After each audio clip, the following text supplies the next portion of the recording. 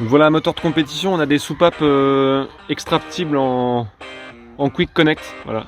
On peut les mettre à volonté. C'est uniquement sur les moteurs de Formule 1.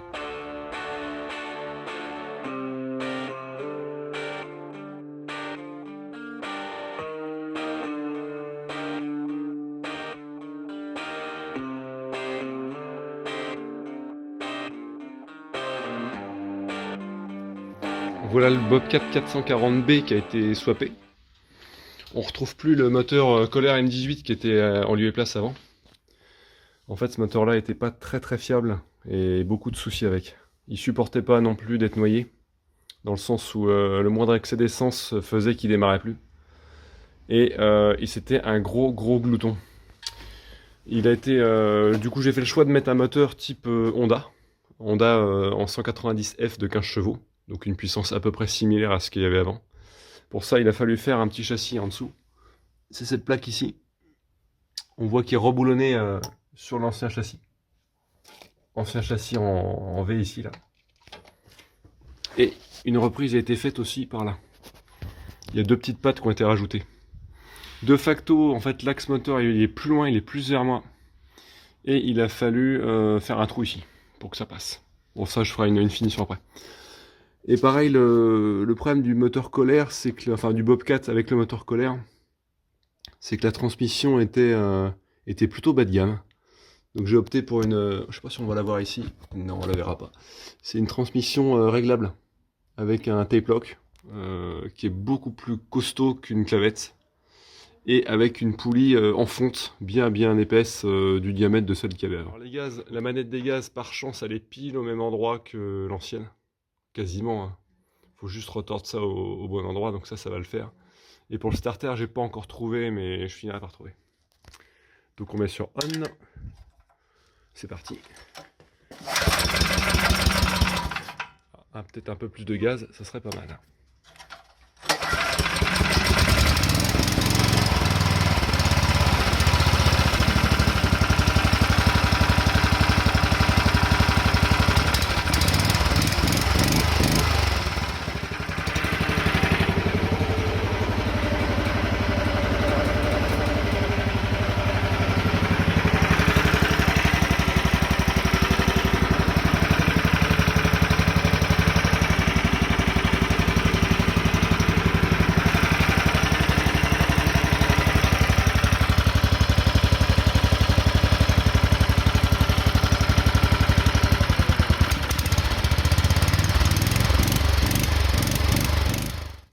Alors au niveau des modifs moteurs, il n'y a pas grand chose à faire, comme vous avez pu voir.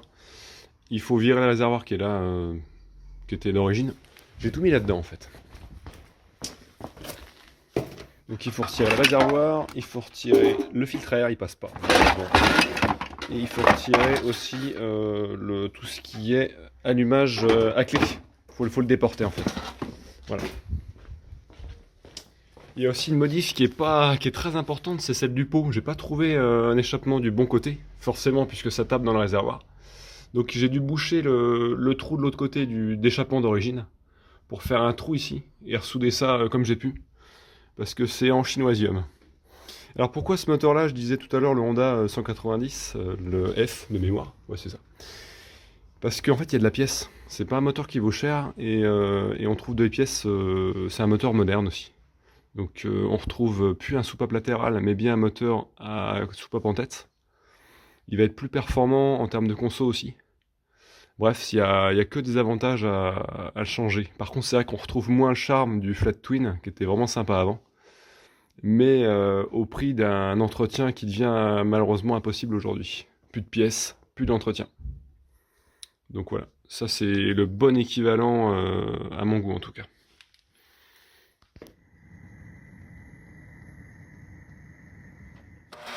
Oh.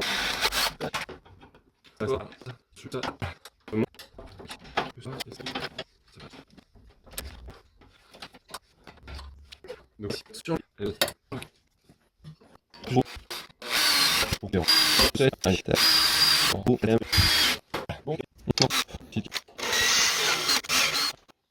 alors on va tester maintenant les gaz.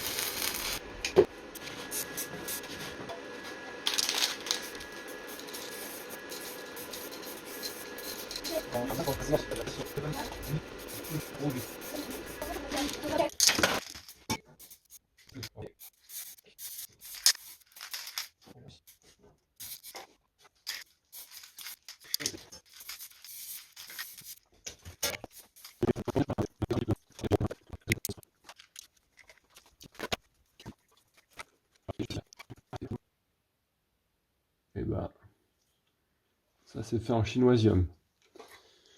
Ah, c'est pareil.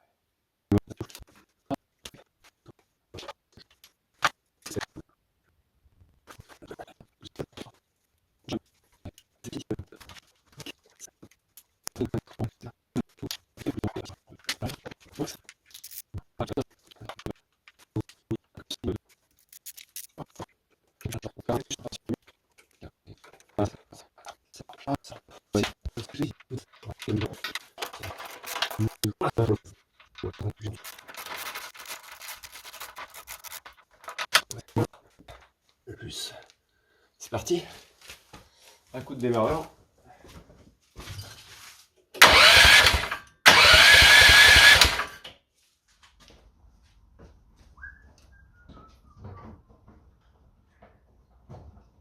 Alors, petit démarrage.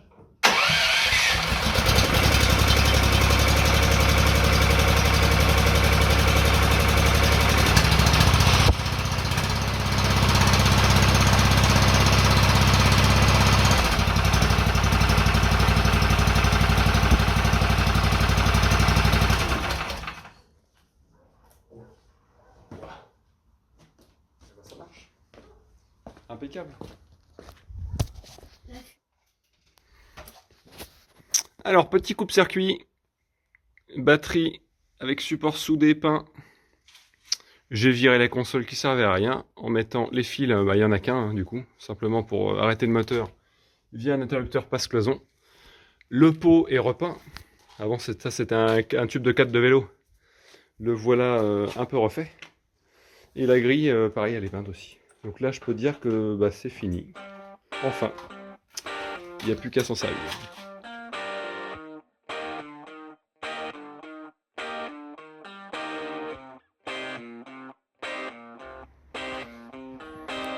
Dernière petite modif, c'est un réservoir de 5 ou 6 litres que j'ai dû rajouter parce que pour le réservoir d'origine, en fait, le tuyau il est en aspiration. C'est-à-dire que la prise d'essence du réservoir, elle n'est non pas en bas, mais elle est en haut.